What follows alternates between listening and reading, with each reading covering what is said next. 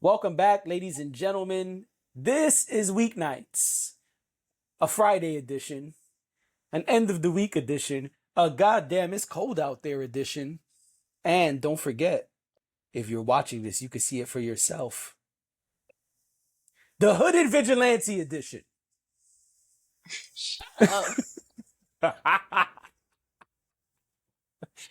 Dash, for those who can't see it, Dash is hooded up like some kind of CW Arrowverse vigilante. All she needs is a little thing covering her eyes, and that would be it for those who can't see it.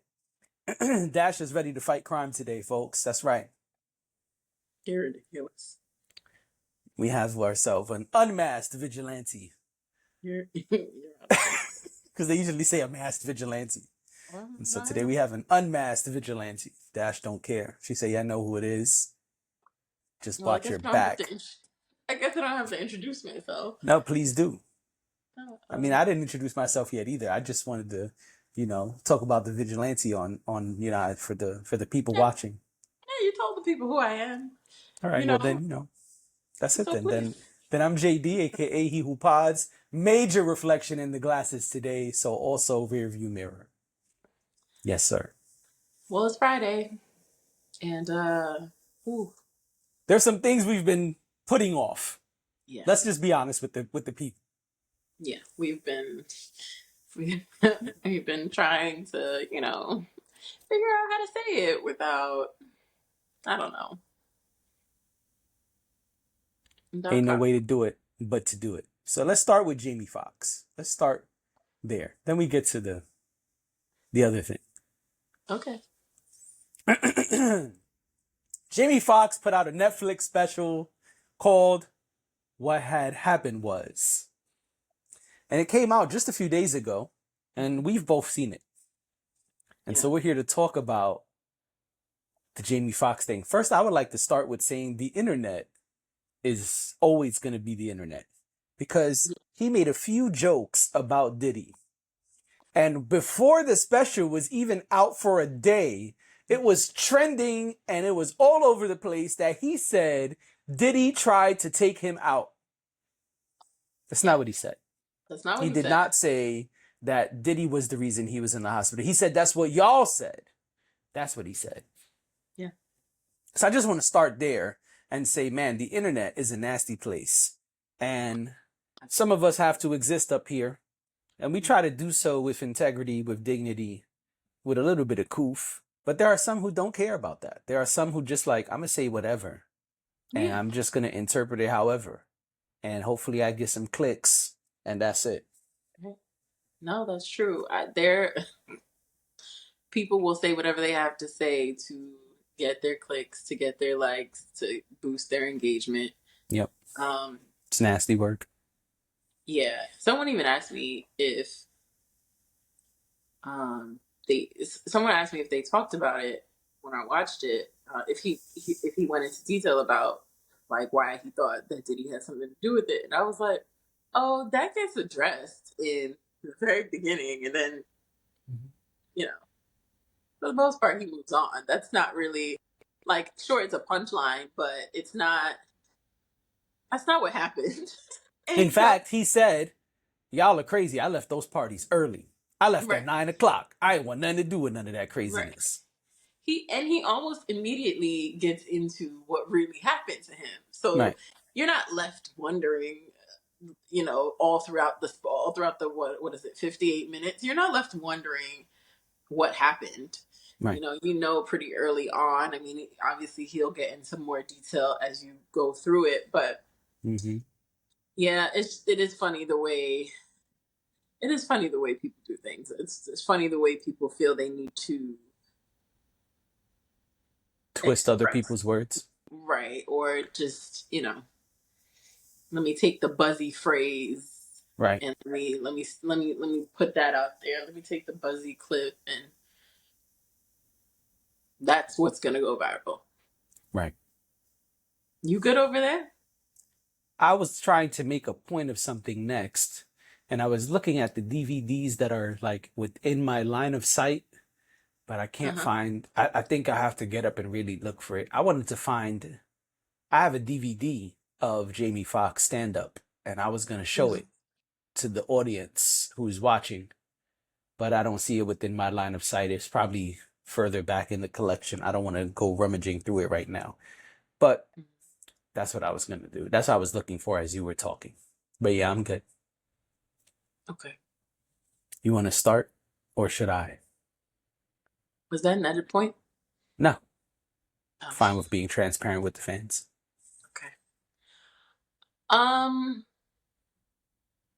I'd like for you to start.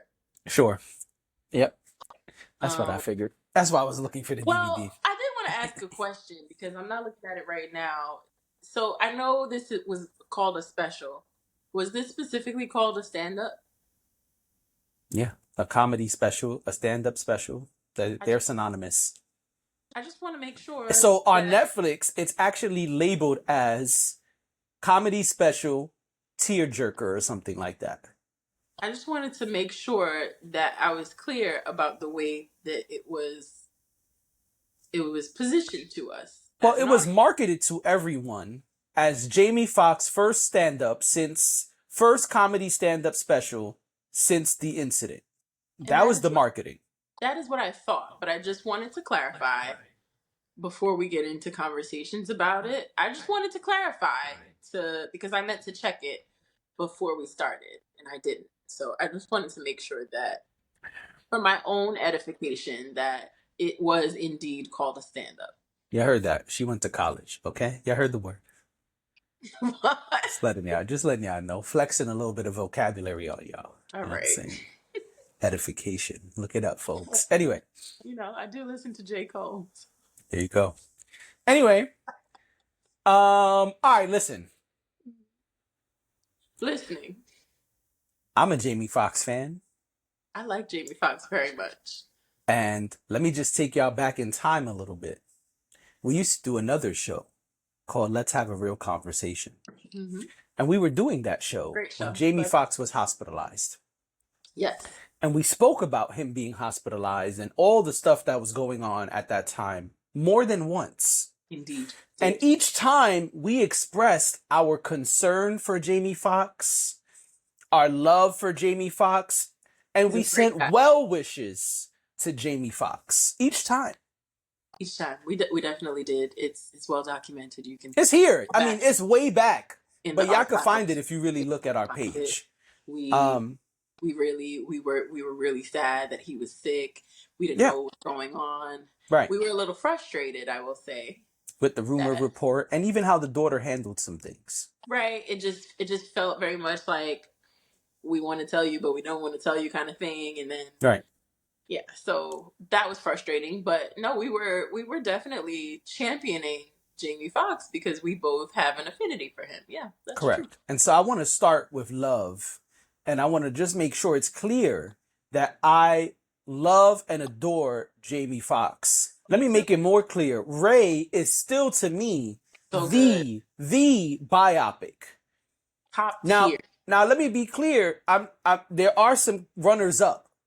Absolutely. But to me, the movie Ray is still the biopic. Number one, top tier. And listen, if people want to make a case for another biopic, that's cool. But I don't think there's been another movie that's come out where the person did such a phenomenal job that, to quote Common, niggas thought it wasn't me, like Jamie and Ray.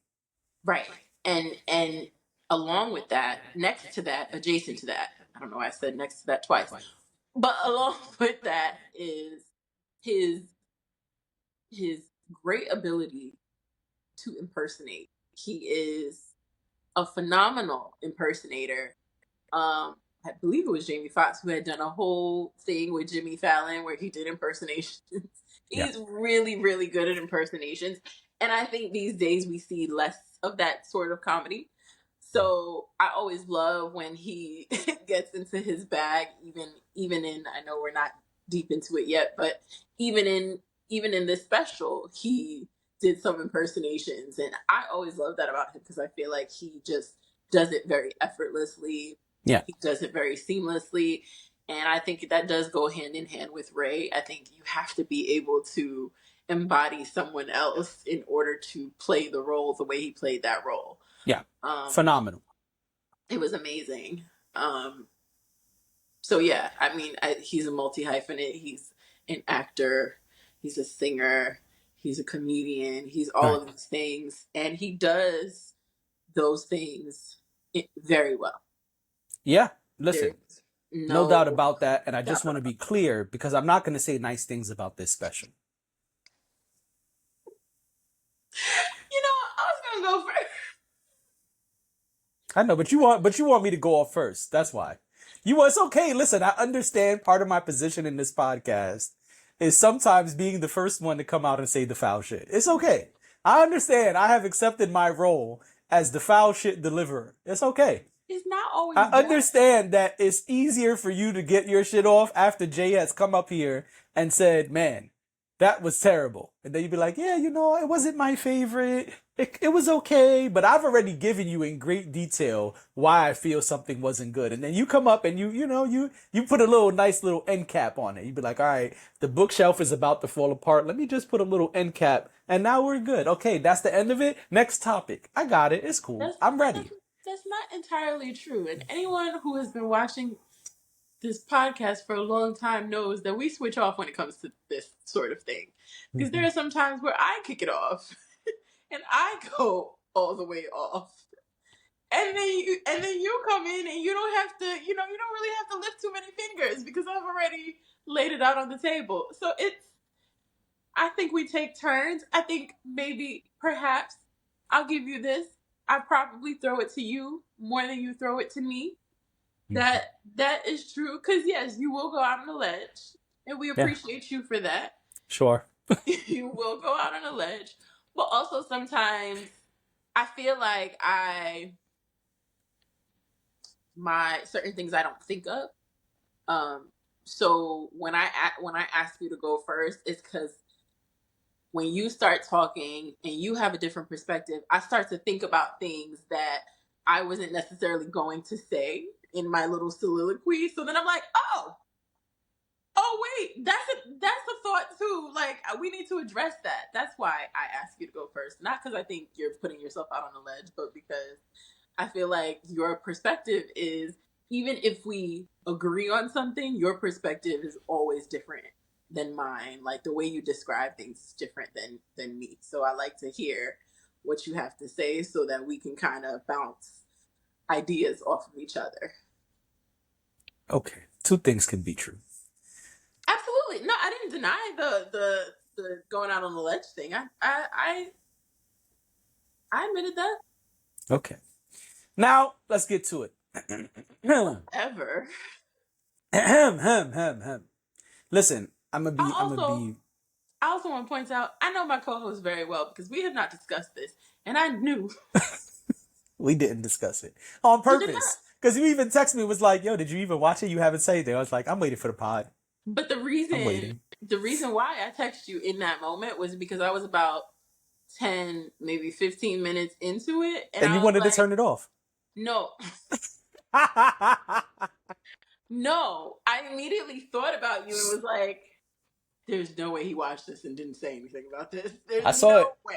I saw the whole thing. There's no way he watched this and didn't have a thought about this particular moment that's happening right now. Also, like, I'm pretty sure my thought was, if this is the way this is going for the rest of the show, he's not gonna like this. He didn't like this, and he's just waiting to tell me on the pod that he didn't like this. I just knew it. I think this wasn't good. I didn't. And let me be clear. A lot of times we watch stuff like it's in the background. Mm-hmm. You might be cooking. The doorbell might ring. You might go downstairs and be like, sorry if I missed 30 seconds while I grab my Uber Eats. Mm-hmm. Listen, I didn't do shit else but watch this. I was locked in. I didn't press pause. I saw the whole thing straight through. And that was hard to do. It was hard to do because, one, it wasn't very funny. Two, I'm glad that you're close with your daughters. It's a beautiful thing. Mm-hmm. But I wasn't here for your daughters. As a person who does a show with his daughter, I totally understand the sentiment of, I want my kid to get some shine. Yeah. But I didn't come here to see your daughters. Your daughter introduced him. His daughter introduced him, the eldest daughter. And that was cool. I said, all right, that's cool. I know they're close, right? And that's cool. But then he had a whole segment of his daughter playing the guitar and them singing together. And I was like, well, what is this though? Why is this here? I don't understand. No. You said I'm going first. So let me go first. Oh, I just wanted to say something to what you were. I just wanted to speak to what you just said. That's all. Go ahead. I was just going to say that I do think, in all of our praise, I think one of the things that we didn't say is that Jamie Foxx might be a little bit more old school when it comes to his comedy, his shtick, if you will. I feel like he's very much into the variety show sort of thing, and perhaps that's why that happened. No, I've seen, and that's why I wanted to pull up the DVD. I have seen other Jamie Foxx stand-ups. Does he occasionally sing? Sure. Does he occasionally throw a little bit of music in there? Sure. But half of this thing was music. There was a whole 15 minutes of, I'm going to sing songs that you already know. Then I'm going to sit at the piano with a band and play some other shit. No. And on top of that, you did the thing with your daughter. I totally understand doing the thing with your daughter. I do a whole show with my daughter. So I get it. But this is not what we came here for. And I totally get the other side too, where people are going to say, hey man, this is special. He could do what the hell he wants. You are absolutely correct. That does not mean I need to enjoy it. And I didn't. It was beautiful, but that could have been done on another platform. This is supposed to be a comedy special. It already was not a good comedy special. Okay? It was not very funny. The best part to me was the impressions when he says, when he does the run through of everybody that he could act like, and if he was a clone, he couldn't do it. All right, cool, whatever. There were lots of repetition, so much so that you hear the audience chiming in multiple times, finishing his sentence. That's cool. He made it very engaging. That was smart. I think that was probably the smartest part about this, because he's telling a very sad story that he can't even get through without crying. And we'll get to that in a minute. But he's telling a very sad story, his story, which is fine. That's okay. And it's good to me that you finally addressed it. I wouldn't have done it this way, but that's not my choice to make. Now, the repetitiveness, the engagement with the fans, are you good? Yeah, when I was a little cold, but when I zipped it all the way up, I really did look like a vigilante. It's fine. You're saying just accept the vigilanteism. You know what I'm saying? Zip it all the way. Go get a little mask or something and cover your eyes. Then you could be full vigilante. I don't know why you scared to go full vigilante. Just be a vigilante. It's okay. Exactly. I champion vigilantes. You know what I'm saying? I'm cool with it. Well, in comics, not in real life. Anyway, so... No, because there's a lot of vigilanteism going on nowadays, and I don't want people to think I'm in support of all of it. I'm selective with what I support in those realms, in real life. In the comic books, get your vigilante on all day. Anyway, back to Jamie Foxx. It was smart to be that engaging with the audience, especially because this was more of a aww than a ha ha ha ha ha. Yeah. Now, I don't know why the audience was laughing so hard. Perhaps there was someone with a sign like we've seen in TV shows before that said laugh. But I don't know why. And really, I would like to applaud Jamie Foxx for getting a Netflix bag, because really, Netflix probably took a L on this. Because sure, I'm sure there was a huge rush for people in the beginning, but this has zero rewatch value in my opinion. This is not something that people are going to go watch again, in my opinion. I know I certainly am not. It was very hard for me to even finish going through this Jamie Foxx stand-up. And now, let's talk about the crying. Jamie Foxx cried all throughout this. I'm laughing at you, not at Jamie Foxx, just to be clear. He came out, his daughter announced him, he came out and he started crying. He did. Telling the story, he cries. When his daughter playing the guitar, he cries. Yeah, he cries for an hour. I don't, as a person who's a fan of Jamie Foxx, as a person who admires Jamie Foxx, I don't want to watch Jamie Foxx cry for an hour. I don't. I feel like, yo, if you need therapy, go to a therapist and lay on the couch. Go speak to all the beautiful, strong women in your life who you told us about. But don't come on stage and cry for an hour, player. Like, I understand it's vulnerable, and some people might say, J.E., you're really harsh. He was being vulnerable with his fans. That's not what comedy stand-ups are for. We didn't come to watch you cry for an hour. Now, if you're in a drama film, and you're the main character, and you're the star of the movie, and that's what ends up happening throughout the movie, you're crying a lot, that's acceptable to me. Because we came to watch you in this drama film. We didn't press play to watch a drama. We pressed play to watch a stand-up comedy. Hold on. I understand it's a touchy subject. Clearly, he's not over what happened. It still just happened a couple months ago. But then maybe you shouldn't be doing a comedy special, player. Maybe you should be going through the motions in real life to get over what is going on with you. Because this, to me, is a stain on his career. And maybe I'm being extreme, but this will now be in the filmography. This will now be in your stand-up special history, in your legacy. And it's bad. It's not funny. Well, no, it isn't funny. What I was going to say is that that is why I was asking, was it presented to us as a comedy show or a comedy special? Because I wanted to make sure that I was clear about that part. Yes, it was.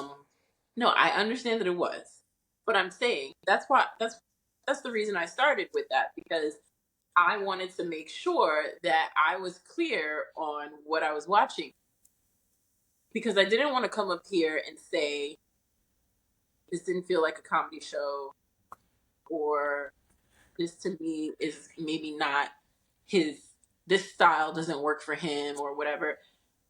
I wanted to make sure that that was the way that it was presented to us, and it was. So that being said, I think that this style just didn't resonate. Maybe some people liked it, I don't know, but for me, and obviously for you, I don't think this sort of laugh at my pain type of, no pun intended, type of comedy, this sort of thing that he was doing, I don't think it really worked the way that maybe it works for some other people. I don't know. I'm not familiar with his past stand-ups, to be honest. So I don't know if he's ever done anything like that. From what you're saying, it sounds like he hasn't done this before. So, and I think this works for some people. There are plenty of comedians who have their dark humor that just works. Yeah, I love dark humor, but it has to be funny.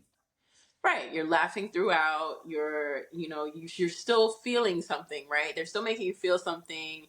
It's still sad and crazy, ridiculous, whatever. It's still something that is invoking emotions in you, but at the same time, they're making you laugh. Yeah, Martin Lawrence has a stand-up called Run Tell Dat. People compared it to this. Run Tell Dat is way funnier than this. Another reason people compared it is because there's two reasons people compare it. One, because in that movie, in that stand-up, Martin Lawrence talks about being in a coma and all the stuff that led to the coma, his healing process afterwards. So there are a lot of things that are similar. Number two, it looked like Jamie Foxx had a similar outfit on. Martin Lawrence had on a beige leather outfit. So did Jamie Foxx. That was way funnier. Like, that is super funny and looked at as one of the classic stand-ups of our time. This will not be that. And even to quote what you said, laugh at my pain, that's one of Kevin Hart's funniest stand-ups. A lot of people revere that stand-up. Laugh at My Pain. Is that the one I like, or is it Grown Little Man? I can't remember, but whatever. Laugh at My Pain is one of people's favorite Kevin Hart stand-ups. It is revered as one of those stand-ups. And even during the George Floyd stuff, Dave Chappelle did a stand-up that was like 15, 20 minutes. He put it out by himself. And it was similar to this in the sense that it was more, I'm angry about what's going on. And there's history that this ties me to via my great grandfather or grandfather, something like that. I can't remember exactly who. And I felt this on a level that a lot of people didn't. But he still had his funny moments. It also was not a long thing, right? 15, 20 minutes. Even if you didn't love it, it was over. You gave us an hour of this. It's overkill. Yeah. I was even thinking about Gerard Carmichael and his stand up that he did in the Oh, well, last that's few where he came years. out, right? Yeah. And when he talked about his experiences with his parents, and he sits there and he seems sad. Mm-hmm. Just the mood is somber, the lighting is super dark. There's a mood that's set, but he's funny. Right. You laugh, but you also feel like, that's fucked up, Mm-hmm. you know.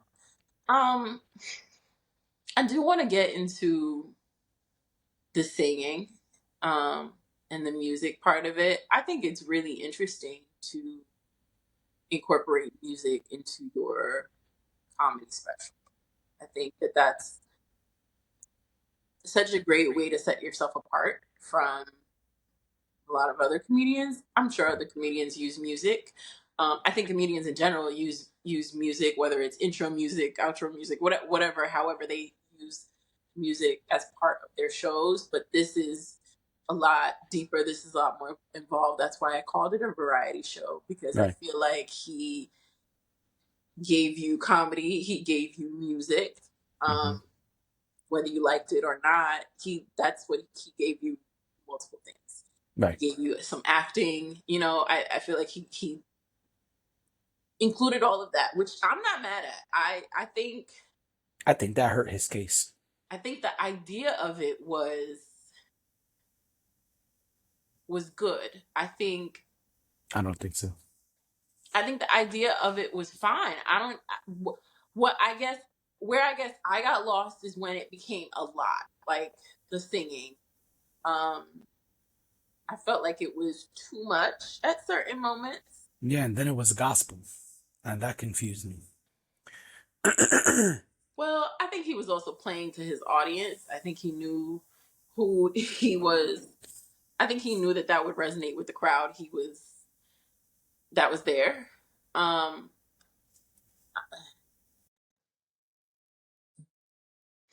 I was like, oh, so is this where we're going, huh? Okay, God is good all the time. Yep. Um, I just, oh, I shouldn't. I don't like to say I don't watch stand up.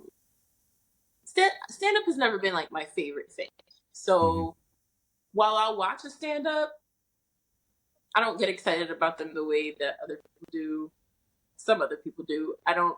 I'm not like, when's the next whoever stand up coming up? Like, they haven't put one out in a while. I don't. That's not me. Um. However, I do enjoy when I actually do watch a good stand up. I do enjoy it. Mm-hmm. Um. I just felt like this just didn't feel like that. It Right. didn't feel like a stand up. It just felt like we shouldn't have called it a comedy show. It felt like it should have been called something else. Right. Um, just the Jamie Foxx special. I don't Sure. know. Whatever. The Diddy thing was low hanging fruit as far as I'm concerned. Just to address that. Um, I do like the way he called out the internet. Um, That was one cool. part, yeah, one part of the story was confusing to me, where he said that his sister, she's not familiar with Atlanta, and she drove around looking for hospitals. And I was confused because I To was why like, she didn't use a GPS or a map? Yep, me too. that's immediately what I thought, but you just put it in. somebody's phone or somebody's computer or somebody's tablet, and Right. hospitals nearby, and that's how you call 911. I was just very confused Me too. by that, because like if he passed out, y'all didn't call an ambulance. No, Okay, Mr. Jamie he wasn't Foxx. passed out at that time. At that time, he was just like kind of Oh, incoherent and off his game. okay. Um, but I was confused about driving around aimlessly looking for a hospital. I didn't understand that, Yeah. because in 2023 you wouldn't have needed to drive around aimlessly, and Right. even if you were the one driving, you could have just asked somebody else to help you figure it out. Yeah. I could understand panic, you know, and maybe in Mhm. that moment you're not the person who can figure out what the directions are or figure out where you're going, but she wasn't the only person around, it doesn't seem like, based on what he said. So She wasn't. Right. I was just a little confused by the story. Hmm. um I mean, it starts and ends there. I'm not trying to like discredit him or anything like that. I just was confused by it. I didn't. Well, that's why I said the acting thing, running through all of those roles, I think did him a disservice because there are people who are watching this to pick apart the story and to pick apart his integrity. Those people watching you cry for 50 minutes and then seeing 10 or 15 minutes of you doing all of these, I'm a speed through all the things that I do that make me different and make me great because I couldn't be a clone. You showed us how well you can act. So couldn't the crying be an act? That's a fair Not point. saying that's what I think. I'm saying the people who are watching it to Yeah, pick it apart, I feel like that was bad. I feel like that gives them ammo. I yeah. don't think he was faking the crying. I don't think he was either. But I'm just saying, you could just say, hey, man, he's just a good ass actor. Y'all saw Ray. Yeah. I That was my final thought. I don't know. I don't I don't know. I think whatever he wanted us to get out of this, I didn't get it out of this. I'm happy that he was able to tell his story in his own way. I think that Mhm. that's important. I think you should decide how you want to share your life. Right.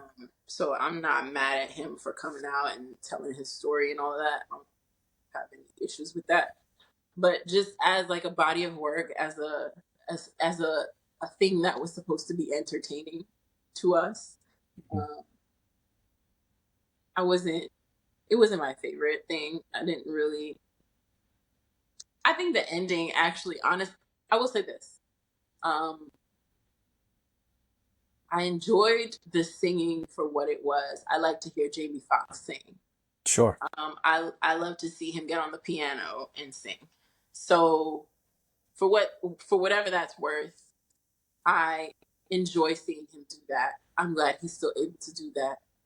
Um, the jokes, didn't really care too much about the jokes. Um, but yeah, I think this was more. I think this was less of a comedy show and more of a. I found an interesting way to tell my story, and that's what I'm doing here. Yeah, So I agree. All right, ladies and gentlemen, that's our time for today. We will get to more topics next week. We'll be back on Monday. We will see y'all Monday. Have a good weekend. Thank you for being here. Thank you for watching, for viewing, all of the things, as Dash likes to say. And we'll see y'all next week. bye.